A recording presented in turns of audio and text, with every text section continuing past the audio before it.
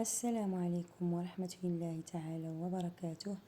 المتتبعين ديالي الأوفياء، مرحبا بكم فيديو جديد على قناتي. اليوم غنوجد معكم واحد البريوش اللي كيجي اكثر من رائع صراحه. انتم كتشوفوا معايا كيجا مكونات اللي بسيطه واقتصاديه ومتواجده في كل بيت وفي متناول الجميع.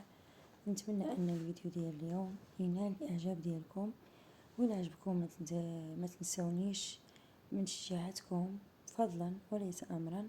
بقاو معايا تشوفوا المقادير وكيفيه التحضير في نفس الوقت. بسم الله على بركه الله. انا اول حاجه غنبدا بها، عندي نصف لتر من الحليب، درتها في واحد الكاسرول ووضعتها فوق البوطه باش تدفى واحد شويه.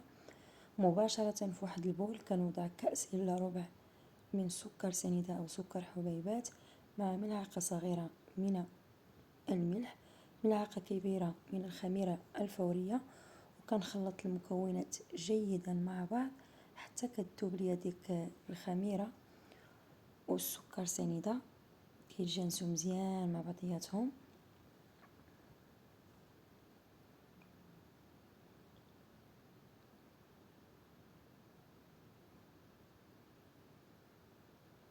هنا غادي نضيف كأس الا ربع من الزيت النباتية اللي تقدروا تعوضوه بالزبدة. صراحة راه بالزبدة كيجيو اكثر من رائعين. هنا عندي ملعقة كبيرة من الزبدة، انا ما كانتش متوفرة عندي الزبدة لذلك درت الزيت، فلو كانت متوفرة كنت درت غير الزبدة وتقدروا تستغناو عليها. في نفس الوقت عندي بيضة كاملة،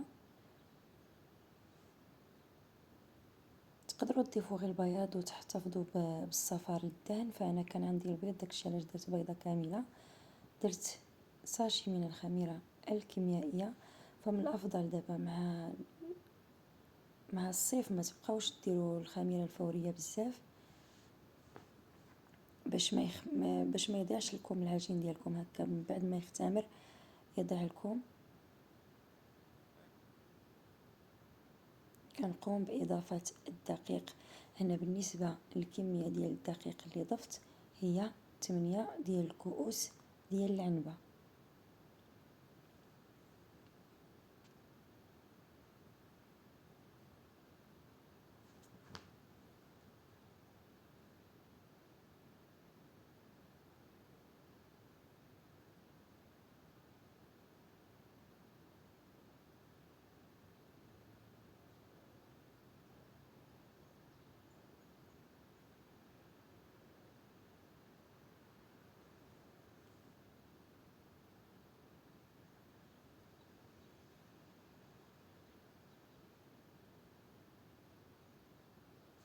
هنا غادي نستغنى عن الضراب اليدوي وغادي نبقى نجمع هكا بيديا.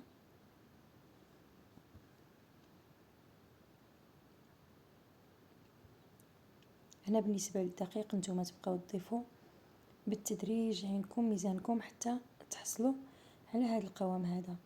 كنحصلوا على عجينه اللي تكون لينه وكتلتصق نوعا ما في اليدين، ما كتكونش ثقيله بزاف باش ما يجيش البريوش ديالكم قاسح ويجي مدقس من الداخل، وما كتكونش خفيفه بزاف. فلاحظوا معايا من بعد ما اختمر ليا العجين ديالي غادي نخرج منه داك الهواء وغنقوم بالتشكيل ديالو. هنا عندي لاطه ديال الفران. هنا طبعا ما غتحتاجوش لاطه وحده، الا كان عندكم الفران القديم كديروا لاطه وحده. هنا كنشكلهم بهذا الشكل هذا. من بعد ما كنكمل كندهن يديا بواحد شويه ديال الزيت، غير واحد شويه، وكنبقى نبسطهم بهذا الشكل هذا. فالفيديو راه واضح.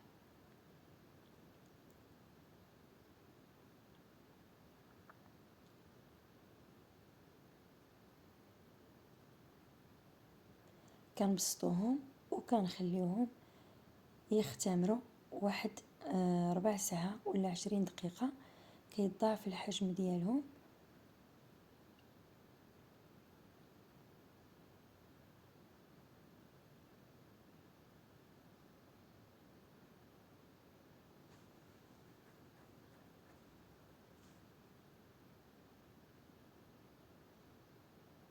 انا من بعد ما خمروا وضاعف الحجم ديالهم، لاحظوا معايا ما تخليوهمش حتى يخمروا بزاف باش ما يضيعوش معاكم.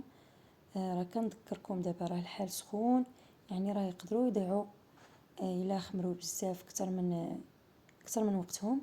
هنا عندي بيضه كامله، ضفت معها قهوه سريعه الذوبان مع ملعقه كبيره من الحليب. الا ما كانش متوفر عندكم الحليب تقدروا تستعملوا غير البيض، غير اصفر بيضه مع الحليب، حتى هو راه كيعطي لنا واحد اللوين اللي زوين. وكذلك الا ما كانش عندكم يعني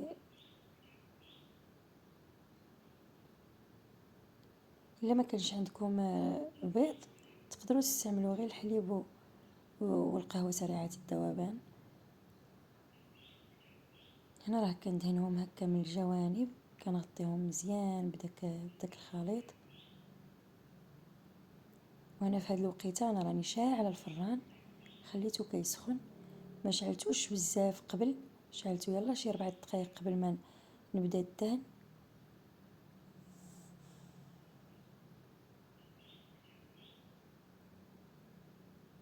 كدهنوهم هكا من الفوق ومن الجوانب باش كيتحمروا لينا من الجوانب ويتحمروا من الفوق، كيعطيونا داك اللون اللي رائع.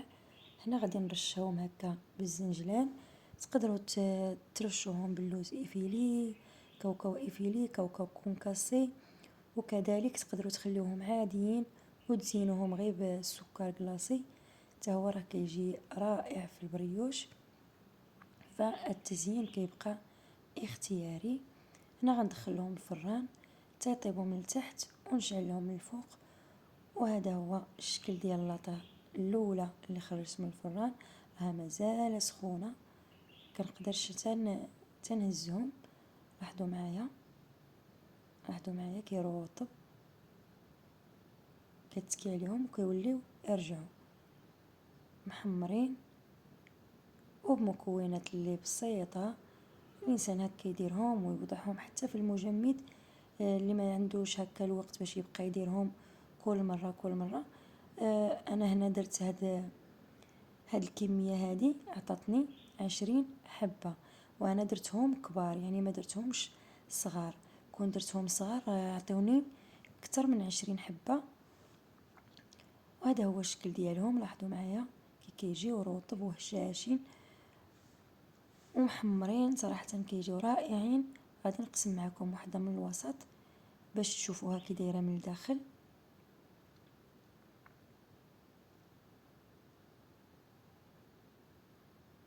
لاحظوا معايا كي جات من الداخل، شوفوا القوام ديالها كنتكي عليها وكترجع. فنتمنى ان الفيديو ديال اليوم ينال الاعجاب ديالكم.